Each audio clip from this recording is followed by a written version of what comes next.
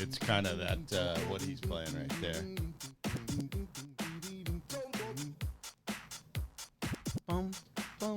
That's the screen right now, but you might want to start that video over, but it's a loop. Hey, anyway, we're going to go ahead and fade it out right there. That's cool. Brett, I appreciate you being on the board today, buddy. We have a new board op. Brett, everybody, give him a round of applause. We're throwing a bunch of stuff at him all at once. All at once. Hey, but if you're tuned in, you are tuned in to This Pink Cloud. It is Season 2, Episode 24. Yay. And the crowd goes wild. Yeah, right? I am DJ Kelly Reverb. That is Dylan Kingston, the man, the myth, the legend. What's up? And as our honored guest today, we have Chris Sparky Plunk, and he is with KRMO, which is Knucklehead Recovery Motorcycle Organization, which is kind of a mouthful. Yeah. Yeah. I don't think I could say it 10 times fast. I think I'd just like to go with KRMO. Yeah. What's up? That's how I roll. Yeah. Yeah. Hey, so real quick, we are brought to you by, as always, Summer Sky. And if you can, I'll give you a second to pull up the Summer Sky funness. That is summersky.us, and that number is 888-857-8857. Once again, that is 888-857-8857.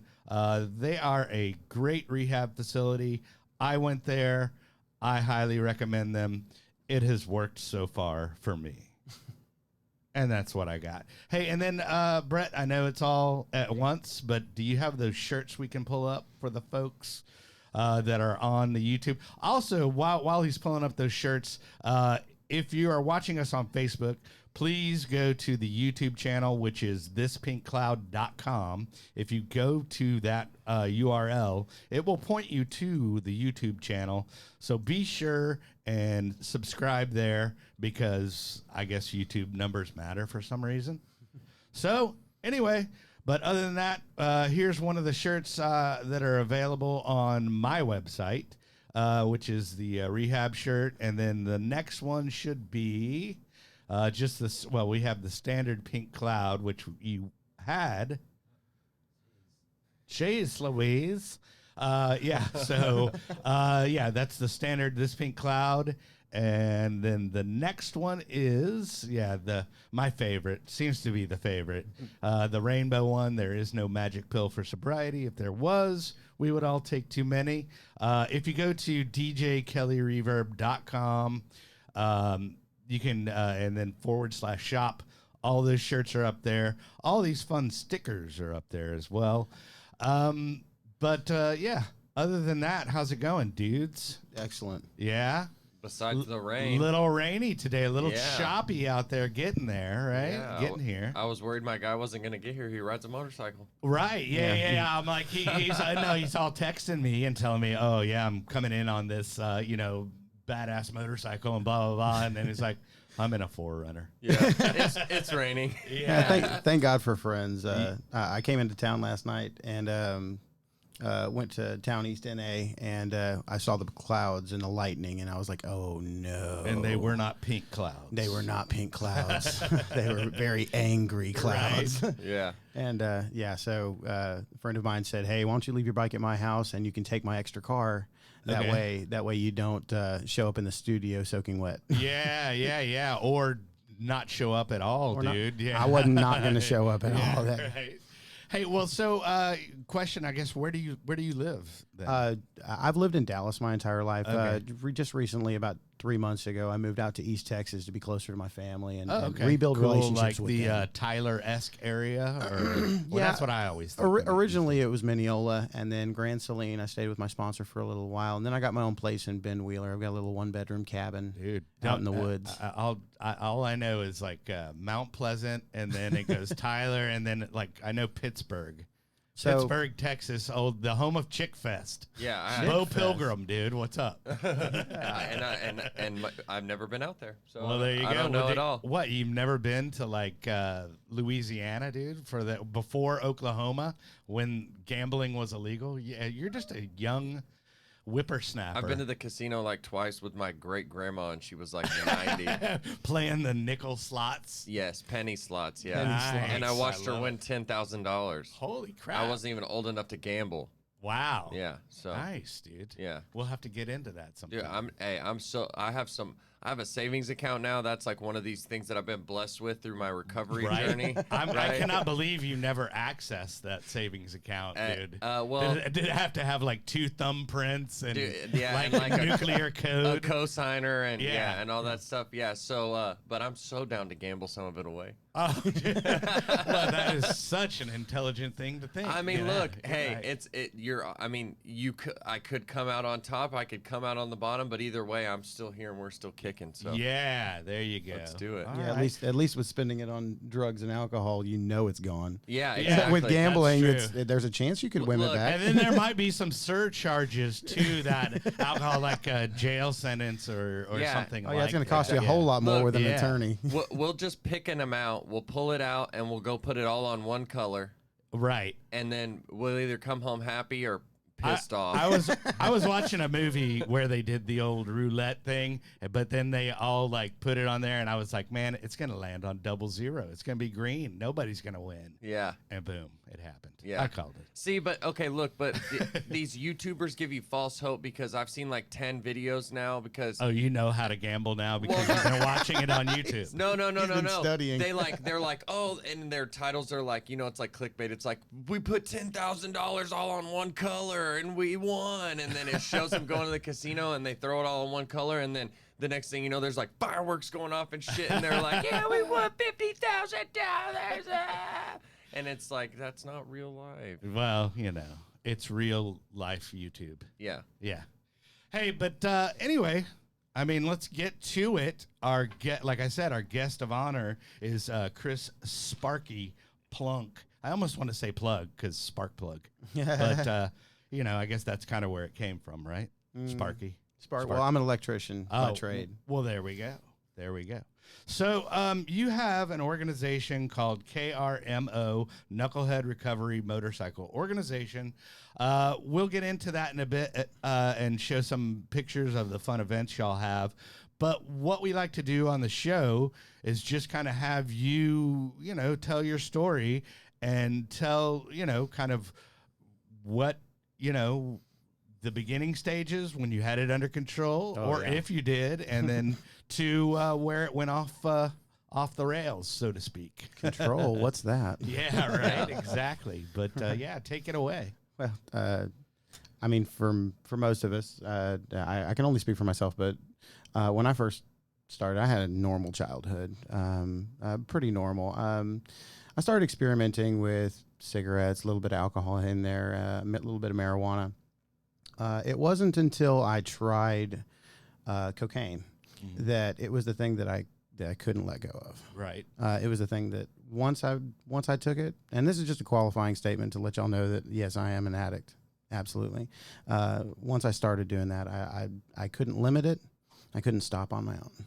So it was either till I was broke, till I couldn't sell anymore, till I couldn't steal anymore, and I was in handcuffs. And now, like, that was the end game. What age are we talking? Like when you're, because I always like to kind of paint 16, 17. a mental timeline for 16, the folks out 17. there. I started dabbling in different substances, and when I was 17, I got hooked on it pretty hard. Just barely graduated high school. Right. GED style or no? I graduated high school. It was a miracle. Graduated a little early then. If you graduated 17. No, I didn't graduate 17. I graduated at 18. But I started using. I gotcha. I started using substances as your extracurricular activities. Or your yeah. Well, the weird part is I was in choir. I was in band. I was in all these different other extracurricular activities. But when drugs came along, I started like just shaving those things off because it took time away from my drug usage. Sure. Yeah. Understood. Absolutely. So cocaine turned into crack, and crack was one of those things that just got a hold of me and would not let go. Walked me around by the short hairs 24/7. Couldn't think about anything else but. Sure. So just Wow. Yeah, I mean a lot of crack, A lot of a lot good God. of crack. Yeah. All those cookies. And see, and I had friends that could, they could dabble in drugs and they could hold a job down. Sure. They could pay their rent and they could. There's always those. They could keep gas in their car. They There's keep their always car those running. assholes out there that seem to have it together. And Oh yeah, can and use. and that was my only wish was that man, why can't I do this like normal, like doing Right. drugs is Like normal. Normal, yeah. Yeah. And I couldn't, it and I looked at other people doing this without consequence and without losing everything and without spending all their money and without ending homeless, and I'm like, why can't I be like them? Yeah. And it just baffled me, but there I am walking back down to the trap house.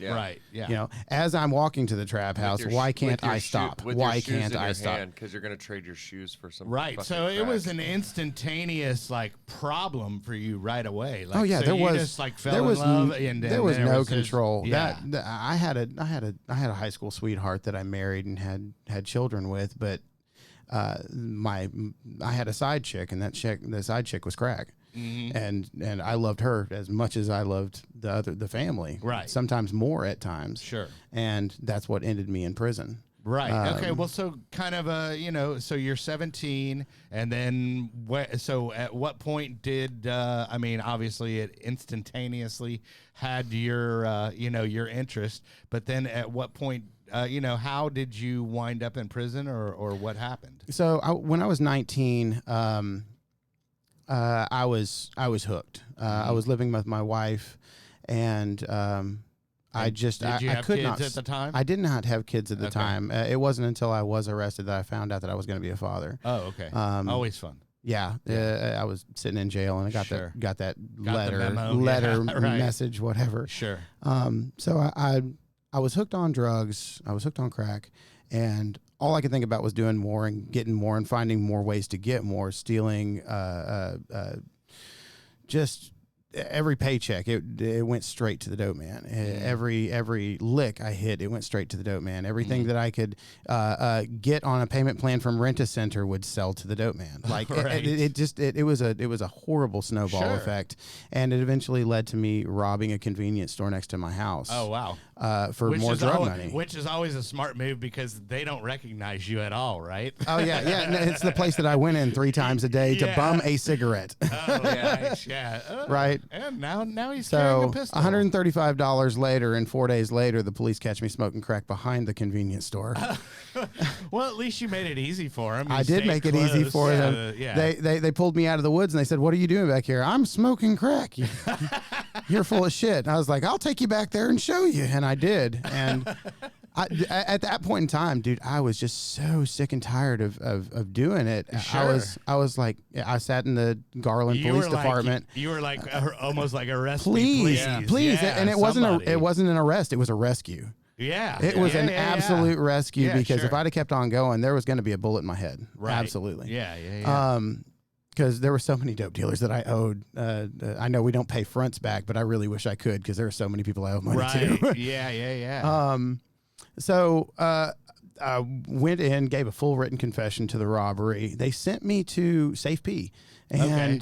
And but for those that don't know, Safe P is Safe P is Hell on Earth. a hell on earth. It's a therapeutic community inside Texas Department of Correctional Justice. Right, It's okay. inside prison, so you go there for 6 to 9 months, and it is. And this is when you're 19, right? Yeah, this is when I'm 19, Okay. 45 days off of a 3-year, And I know that you're- $1,000 a day crack binge. right. Now, I know you're a dude, so what's your age now so I can gauge I'm it? 35 now. Okay, 35. Okay. Yeah, so I went to Safe P. I got about 5 months through it, and they sent me back to county and violated my probation because I was so out of my mind because of the prolonged crack use and just not getting the program that they sent me back to Dallas County and.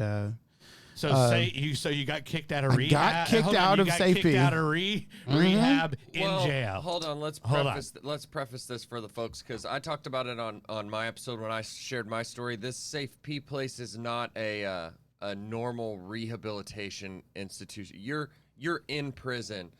You wake up at 4:15 in the morning and you are forced to program until 6 o'clock at night, and then you get like 1 hour of free time, and then you go directly back to sleep to wake up at 4:15 in the morning. There's no AC, there's no heat, so whatever the weather is like, you're in a tin can, either freezing cold or baking hot. Like, And when the counselors aren't there, it's run by prison guards. yeah, And they treat you nice. like absolute dog shit. dog Right, shit. Yeah, yeah. I mean, it's just it's absolutely horrific place. It's not meant to help anyone. It's Texas's way of putting a mask on things and getting funding.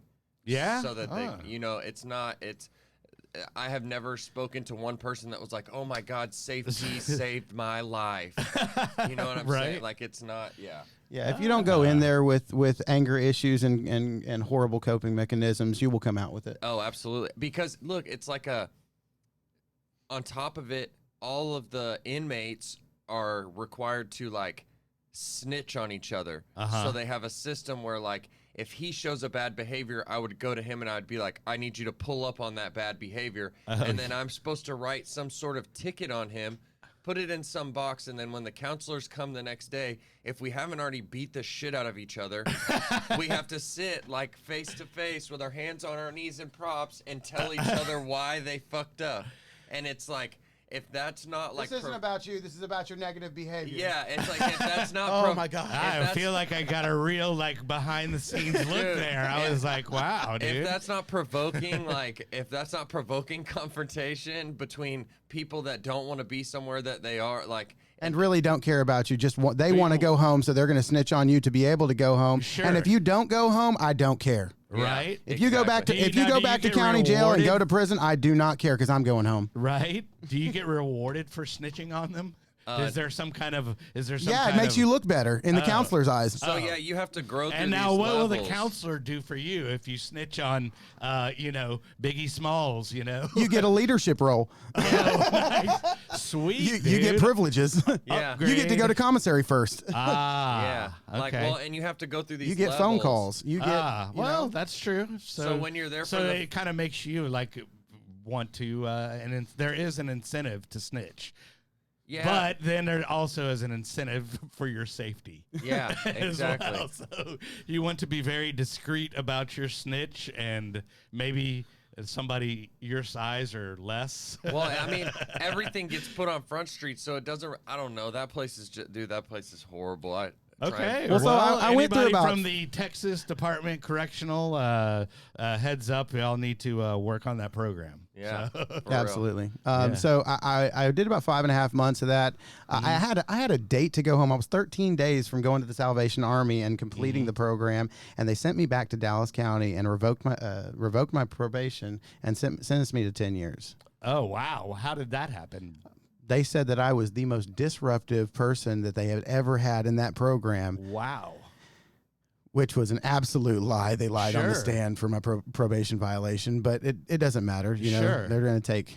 So What so did- one of the people so who did somebody have it's it crazy out for 'cause- you, or was it like a well, counselor? yeah, it was it a counselor? It was a that was counselor at the talking time shit? who is Yeah. now the assistant program director of Johnston Unit in Right. Winsboro, who is now lost her job for relapsing and Oh. bringing drugs into an inmate. Like, Oh, that's always fun. yeah, and We'll go ahead and put that on blast. yeah, let's go ahead and break anonymity right now. Yeah, right. Yeah, that's where I went to though. The Johnson Unit. It's a terrible place. And so you went back to Dallas. So I went back then- to Dallas yeah. County. I got sentenced to 10 years. Without, I mean, like with probation. No, I got the sentenced to possibility? 10 years Okay. in prison. Okay. And they said you'll be eligible after 5.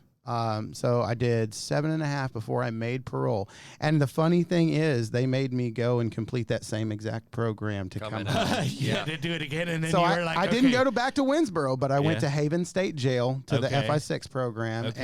and I did fairly well in that one because I guess prison had beat me into compliance. Or they might have had, Well- they might have had a different counselor there that was. And they not- they had a whole lot yeah. different philosophy. It was really about helping you. It wasn't about accountability. yeah. Yeah, it's after. It was really about getting to the root of your problem and making sure that you were going to be okay when you left this place. Okay. And from there, I went to the abode in Dallas, Right. down off Peak Street. And from there, just went from the abode to my parents' house, got back together with my wife and my 7-year-old daughter, who I watched grow up in pictures and behind in 2-hour bars, visits, yeah, which is horrible. Yeah. So, and I did good for about a year and a half. And I did good for about a year and a half. I was going to meetings. I was in church. I was trying to do the right thing, and I started getting complacent. I started thinking, I got this. I stopped meeting with other addicts. I stopped going to meetings. I didn't have a sponsor. My sponsor in AA had passed away, and I didn't get another one. Okay. So it was about a year and a half after I got out of prison. I relapsed, and I picked up at the exact same spot where I got arrested for that aggravated robbery. The insanity and the obsession and compulsion was in immediate right back there. Really, it was like I never stopped for those whole 7.5-8 years. It's like I never stopped using because it was right. Isn't that crazy how like they always talk about the neural pathways that we carve and everything just in addiction, and it's just like you just well, this is what I do. Oh yeah, it was like a slip and slide, and I immediately went all the way all the way back into there was horrible active addiction. There's no dunking your toe. It's like straight back. No, it's high dive, straight back in the deep end of the pool, and you don't know how to swim. Right. So after that relapse, it was about 3 months, and I got caught with possession. I was on parole. I got caught with possession. I burned off on parole. Sure. I'm not going to come in and piss dirty for you. I'm not going to do it. Yeah. And I told every parole officer and probation officer that I ever had, if I ever don't show up, I'm dirty. You already know. Yeah. If I don't show up or don't answer my phone, or you come by the house and I'm not there, you already know. Put a warrant out. Save my life. Right. Yeah. Please. Right. Please, because if you don't, I'm going to stay out there until I have a bullet in my head or I get a new case. Well, at least that has been my pattern of behavior. An honest crackhead. So when I'm clean, I'm honest. When I'm not, it don't. But it sounds like you knew that you had a problem, but you. Oh, absolutely. I knew I had a problem. You couldn't handle it. Yeah. Well, like I said, when I start, I can't stop on my own. Those handcuffs were really a rescue. It wasn't an arrest. Right. And I was rescued probably 15, 20 times from my addiction. And every time I got out with the best of intentions, I'm going to do this right. I'm going to go to meetings. I'm going to get into a halfway house. I'm going to get back into recovery. I'm going to join the fellowship. I'm going to participate. I'm going to help others. I'm going to do all this stuff. And then within a matter of days, weeks, months, the honeymoon phase wore off. Sure. You know, the motivation and the dedication wore off, and I got complacent. I was more worried about work, or I was more worried about family and the kids, or I was more worried about something that didn't really fucking matter. I stopped doing what was keeping me clean in the first place. You lose focus. Yeah, you lose focus on your sobriety and making it an important thing, or the most important thing, one of the most important things, and then you start concentrating on other life stuff, and then, oh, by the way, I'm here. Yeah, it goes from the front burner to the back burner to the oven to keep warm. You got to keep your recovery first. Sure, recovery first. Right. You gotta remember. Or everything else will come last. Right. Yeah, you gotta. I always told you have to remember what like the last day using was like, because my last day using, I was trying to kill myself. You know what I'm saying? And I have to keep that, as much as I want to forget that life and all that stuff, you have to keep that at the forefront, because that's what keeps us going. You know what I'm saying? I never want to go back to every time I'm trying to get high, if I'm not almost dead, I wasn't having a good time. You know what I'm saying? Like, sure.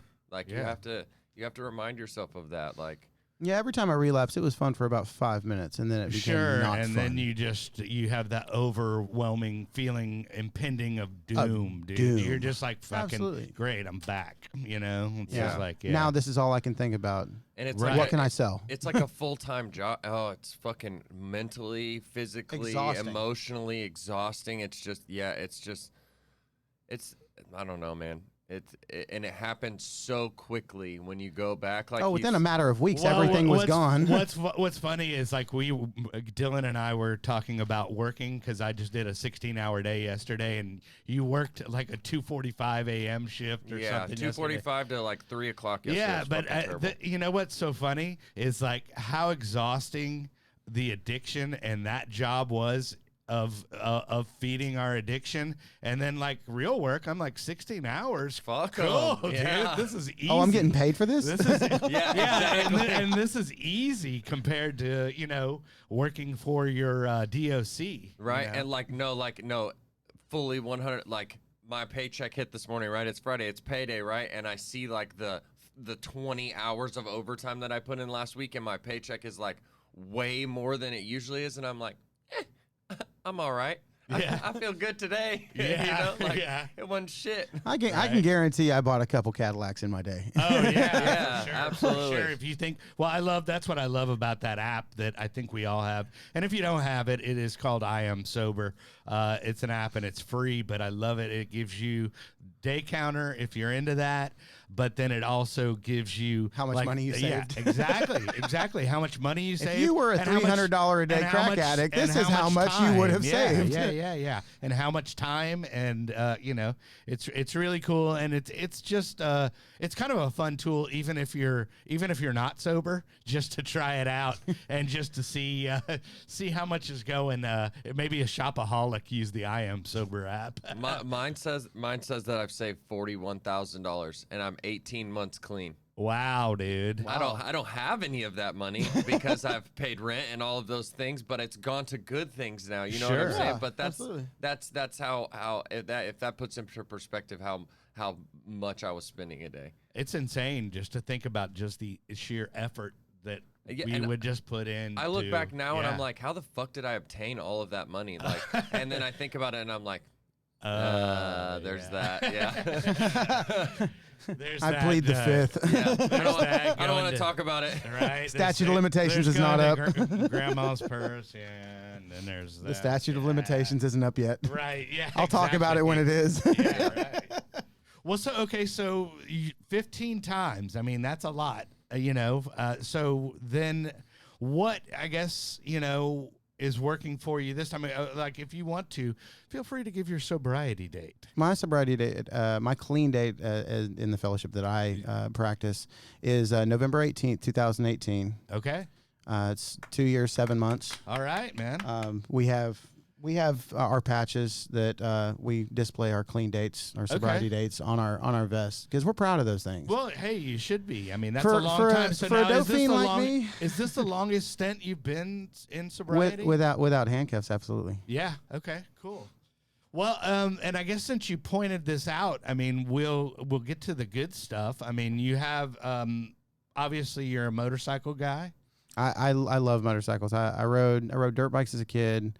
I got into when I was fresh out of prison in 2012 when I made parole. I got a little motorcycle and I rode around it for a couple months. Mm-hmm. But it wasn't until a couple of years later that I got serious about really riding with other people and I couldn't really find anybody that live to ride to live. Yeah, I couldn't really find anybody that was going in the same direction as me. Sure. And then so about 3.5 years ago, an individual came up to me and said, "Hey, I know you're a tattoo artist in your spare time. You're an artist. Can you help this recovery motorcycle organization create their center patch for their patches?" Sure. And I'm like, yeah, absolutely. So I collaborated with the founder and we made some adjustments to what he had and and we did some graphic design on it and we got it the way he wanted. And at the end of that, they asked if I wanted to be a part of it. And I said, absolutely. Right. That patch is right there on the corner of your shirt, actually, this is the one that's recently started over the past couple months. The last one. Is it on your site? Is it on the Facebook page if they want to look it up? Yeah. So Knucklehead Recovery is is a motorcycle organization for recovering addicts and alcoholics, or people who support the clean and sober biker lifestyle. Right. Now, hold on. And I also have to give a shout out to my friend Dan Nybrand. Yeah, because he also has a group called Knucklehead Recovery. We're going to have him And on. it was in collaboration with Dan, Right. and with his permission that we started Knucklehead Recovery. And, Sure. and he is an honorary member of our organization. Well, and, there you go. And a very respected individual in our organization. But just so they don't get confused, KRMO, you'll find them if you just type in those 4 letters, that they can find you on Facebook, and then they can find out information like about upcoming stuff.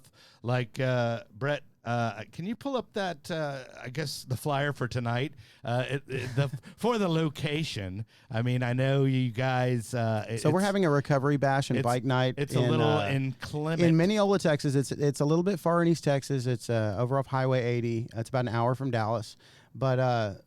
We've invited all of the AA groups, the NA groups, the CR groups, the clean and sober people from church and stuff, and invited some of our friends in the motorcycle club community and the individual riders to come out and hang out and just kind of get to know each other and network. Just trying to bring some unity to the East Texas area, and sure, maybe we can get some guys from Dallas to come out. Yeah. Sure. I mean, they might have to take their car today, so it's not necessarily riding weather. But there's the logo, but that's the new one. Yes, that's the newer new one. Okay, cool. And then go ahead and Brett, if you can pull up those other pictures of.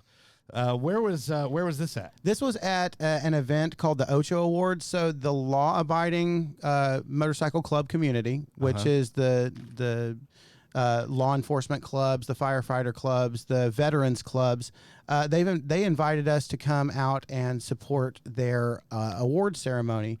One of the things in Knucklehead Recovery, because we live a different lifestyle, we consider ourselves law-abiding, but because we are knuckleheads, sometimes we fall short of that ideal. Right. Yeah. So we attended this event. There was, I think, like 450 different bikers, like 19 different clubs that were represented internationally, and it was all about making a difference in your community. It was about supporting the veterans. It was about supporting supporting police officers and firefighters. And that's me standing next to one of the Third Watch MC guys. You were camera present. You knew, dude. You were like, oh, that's my camera. That's me. Who's the band playing? I don't remember. Well, say something cool like Mighty Mighty Boss Tones or something like that. Yeah, that's a Mighty Mighty Boss Tones back there, but no big deal. But and then hey, Brett, I know we had one more picture and not that one. There we go. So that was actually on our way. We stopped in Waxahachie, and if anybody knows the Texas Unity Convention of Narcotics Anonymous, all the different conventions, all the different speaker jams, all the different birthday nights and anniversaries of the North Texas NA and AA groups, we try to attend as many as we can as a group.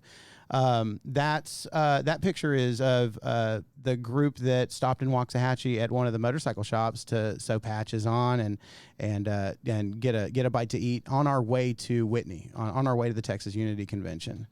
So it sounds like you're like all over the place, like all over Texas. I mean, mainly East Texas, but East Texas and Dallas right now. Okay. All right. The lady who let me use her Forerunner, that she's right there. That's Kitty Smiley. We call her Thumper. Kitty. Thank you so much for shout out. Thank you for letting me use your car. Yeah, I would have been wet. Yeah, right. Yeah. Right. Well, cool. So, and our newest member, our newest patch member, Lindsay Richards. Is that the far left? Yes, that's the far left. Okay. Randy Scarborough from Grand Saline. Marcus Wrench, Knucklehead Wrench, is right next to me, and he's one of my good friends from North Garland. Right.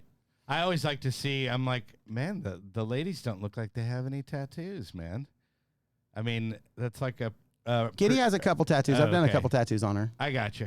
I mean, that's like I'm like. And then we have another member down in Chandler, Mike Fast. Right. And we have a prospective member down in Cleburne that we're hoping to bring on fairly soon. And then, so besides tonight, do y'all have anything else planned, like coming up? Upcoming events? Lone Star Convention. Okay. The first September 2nd through 5th.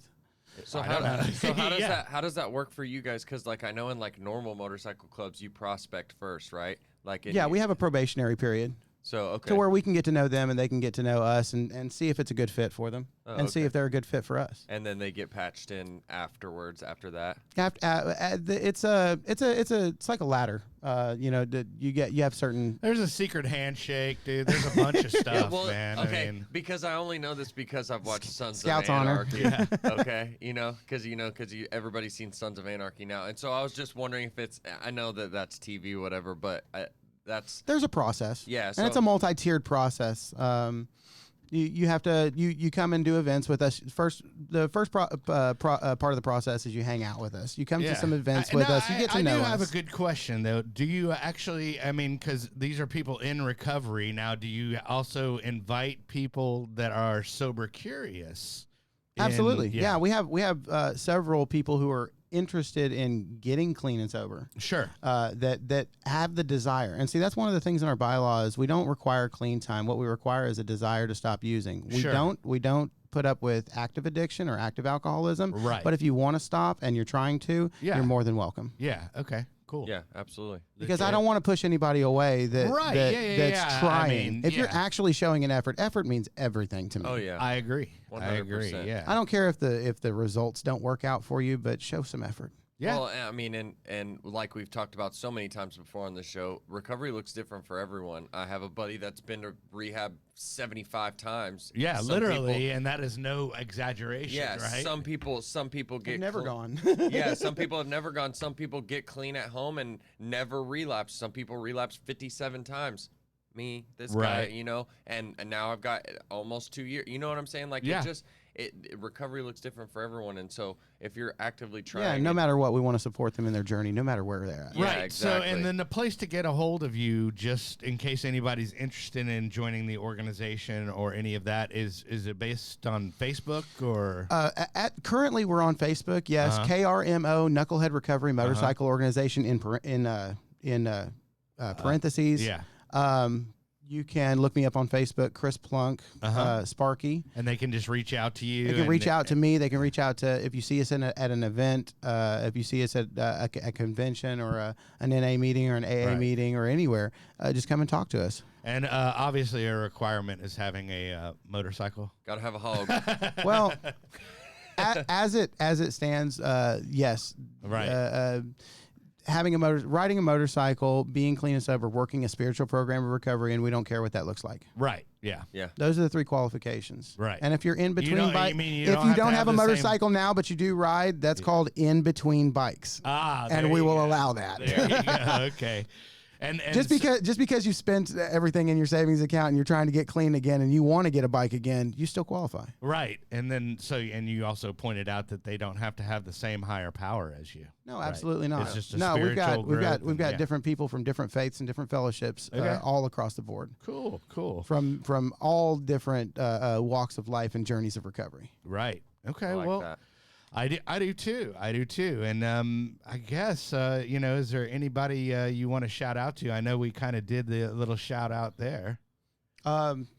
Just everybody out there who is in recovery, rides motorcycles, wants to get together with a group of like-minded individuals, moving in a positive direction, staying clean and sober, and supporting each other in recovery.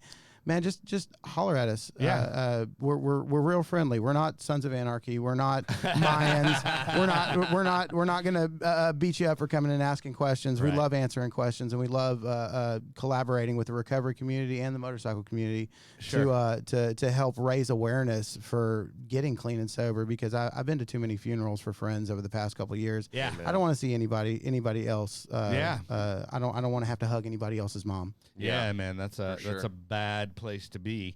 Addiction's a bad place to be. Let's be honest. Yeah. And for anybody else that's just watching, I always encourage everybody to reach out. If you're sober curious, there's all kinds of recovery out there. There's, all the A's. The AA, NA, CA, CMA, all that stuff. There's smart recovery. There Recovery is Dharma. your Recovery Dharma, DFW. Oh, yeah, I And went to one Recovery of those. Dharma, let's give that a shout out too. Yeah. Because I know Yeah, Dusty Burrows and Cassie. well, Stephanie that is Yes. that is on the north end of things, but then also Skate Straight. They're doing a Recovery Dharma meeting, I Yeah. believe, on Thursdays. Is that correct? So last night we had our first one. The Skate Straight Recovery Dharma Brigade is what they're calling it. Okay. It was my first time to attend. Michael led the meeting. They read from the book. They did a guided meditation. It was actually like I really enjoyed it. I've never been big on meditating. I have what I learned last night is called monkey brain, and so it never shuts the fuck up and it wears me out. And so when I go into those meditation places, usually I just wear myself out even more because it gets. But they did like a guided one where they like talk to you and tell you what to do and all that stuff, and it was I enjoyed it quite a bit. Yeah. And so yeah, it's Thursday nights at 7 at 4 Down Skate Park, 4 Down Project in downtown Dallas off of Ferris Street. All the information is you can find it through the Skate Straight page on Facebook, and then they have their own pages called the Skate Straight Recovery Dharma Brigade. And yeah, man, and it's really cool. And they do it Thursdays there. I think there's one in Plano on another day. You know that. Yeah. Well, there's Skate Straight is Louisville. Smart Recovery, and Skate Straight has a bunch of different meetings also there's actually different cities now. I know California is kind of flourishing. Yeah, we have in Orange California- County. Yeah, and then we just started one in Grand Prairie at Alliance Skate Park or Arlington. Right. So we have that Sure. one on Wednesdays and Fridays, and then Tuesdays and Saturdays in Dallas at 4 Down. And that, as well as like Knucklehead Recovery, is all inclusive. Doesn't matter your higher power, doesn't matter what your recovery looks like, doesn't matter what program you're working. As long as you have a desire to stop using and change your life for a positive thing, then we're all in. We'll give you hugs, and you can do yoga with Stephanie, and you can come skate the mini ramp with me and Eric. Come and let us love on you. Yeah, there we're you go. here. We're vibing. You should roll out with the motor. I know there's a couple motorcycle guys. I don't know if I could go over the ramps. Yeah. I don't know if I could go over those No, ramps. but Ethan would be a good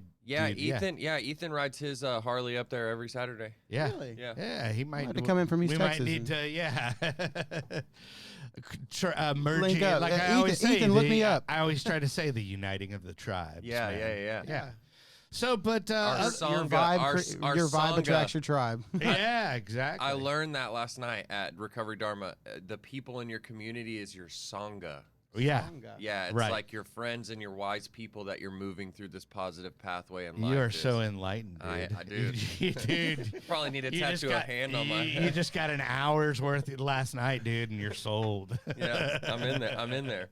Hey, also coming up next week, I'm excited to have Cassie on, and she is going to be sharing her story. I don't know if y'all know Cassie, but Cassie and Dusty, the Yes. plutonic power couple. I know. I know The Dusty. Vanilla Viking. Yes, exactly. I know Dusty. I don't think I've ever met Cassie. Oh, well, you will. Yeah. But yeah, she's going to be on, and she's going to be sharing her story and talking about Dogs Matter, which I love. Yes. The whole concept behind Dogs Matter. It's basically for people that are in recovery. They will foster your animal.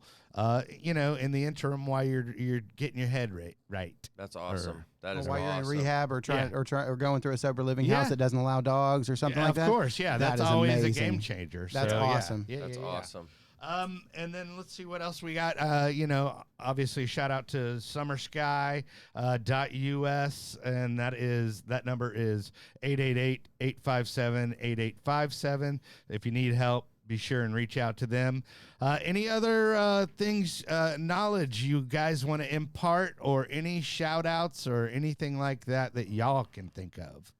We just got to remember Skate Straight and say, come see us at Skate Straight. It's all inclusive. The Phoenix Recovery does yoga there, all that stuff. So there's a lot of good stuff. If you're interested, if you're already clean and you just want to find some new community, or if you're, like Kelly says, sober curious and you want to find some friends that are looking to move forward, come out and see us. I mean, we do a lot of cool stuff, man. We go to punk shows on the weekend with each other, and people go out. I know people go out to dinner all the time and go paintballing and bar and all that stuff. So there's a lot of fun stuff to do, and there's people that will help push you in the right direction. So Yeah, never think that you don't have somebody out there who really gives a damn. shit. You know, Yeah. 'Cause there's a lot of people out there who are waiting for somebody to reach out to them and do something fun. Sure. Don't ever think that if you're thinking to yourself, you know, getting sober or getting clean ain't gonna be no fun.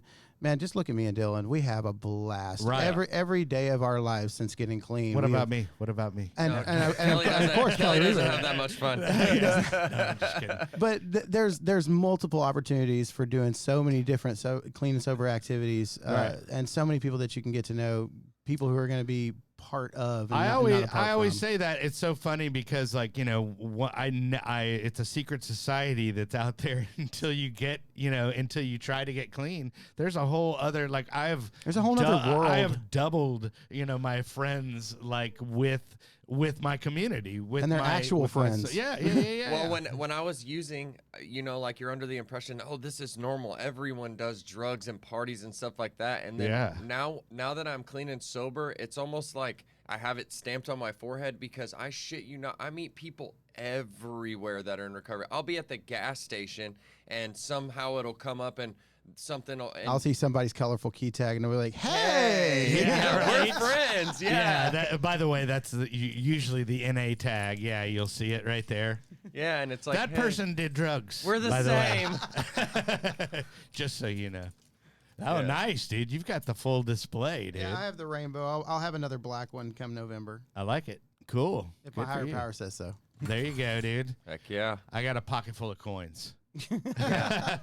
Yeah. I don't, Are those the coins that your sponsor tells you can drop in alcohol if it dissolves? You're good. No. You can drink it. Those are the coins. Those are the coins that I buy on eBay. I don't carry anything except this one. When I hit 6 months, my dad gave me this. It's a 1887 silver dollar, and it has the Serenity Prayer engraved in the back of it. Oh, nice. So they defaced U.S. currency. Yes. Shout out to Pops.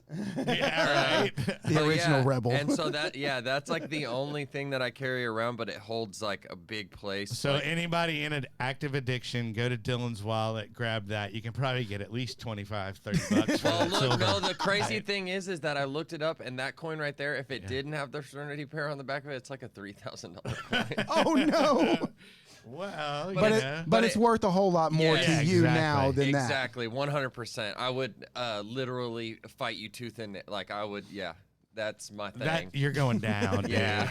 I'm tank boss. Somebody's dude. going I to turn jail. into Somebody's I going to turn the into hospital. tank- I don't know turn who into it's going to be. Tank boss Dylan over there, yeah, dude. like I'm just as protective over this coin as I am like my fiance, my dog. You know what I'm Right? saying? Yeah. Like, Well, you haven't given a shout out to your lovely Oh fiance. yes, shout out Shelly. Hi, dog at home in bed watching Hey, us right girl. now. Hi, Hey- puppers. Yeah. Hi, Daphne. Hi, Daphne. Well, hey guys, we're gonna kind of wrap it up a little bit. I think we pretty much got to everything today. I want to thank you for coming out. Thank you for having me on. Yeah, for sure, and thank you for coming out and everybody braving the weather and obviously. Always. Be safe, driving out there and driving back, and then I'll be riding my motorcycle from Mesquite back to East Texas. So. Yeah, well, I Put mean, the helmet on be and- careful and put going the out poncho to, on. Yeah, be careful going out to Mineola tonight, and then If anybody wants to come out and have a good time with other people in recovery, come on, let's have a blast. yeah, okay, there it is, dude. There's your invite. There What are it you is. waiting for? Wing dingers on the North What do Loop you in do? Mineola, Yeah, Texas. Right. Wing Exactly. dingers. Wing dingers. Wing dingers. That And they sounds got an ice cream shop, and if you're into gourmet coffee, they have a gourmet coffee bar. Oh, sweet, dude. I like. Come that. on I out. like It's about that. an hour straight down 80. There you go. I know he's starting to tell me like highways. You know Yeah. he's from the sticks, dude. When he starts going, oh yeah, I'm from Highway 69 and Route 420. Yeah. Oh yeah, I know where that is. Farm Road Yeah. 1, 2, 3. No, I'm talking about Interstate 80, I the got one it. that's in Mesquite. Which one? keep on Yeah, going. I'm Keep just on going out that way. Where? Right. Yeah, I'm Go like, until you run out of gas Is and then there walk. concrete there? is that near old dirt 75 road. and 635? Yeah. But anyway, yeah, thanks for coming out. I appreciate it. Like I said, if y'all are looking for help or if you have ideas for the show, reach out to me. That's how Chris got on here. He reached out to me. He saw Dylan on here. So that's how it works, you know. I mean, just reach out, and I would love to hear your story and what's going on in your life.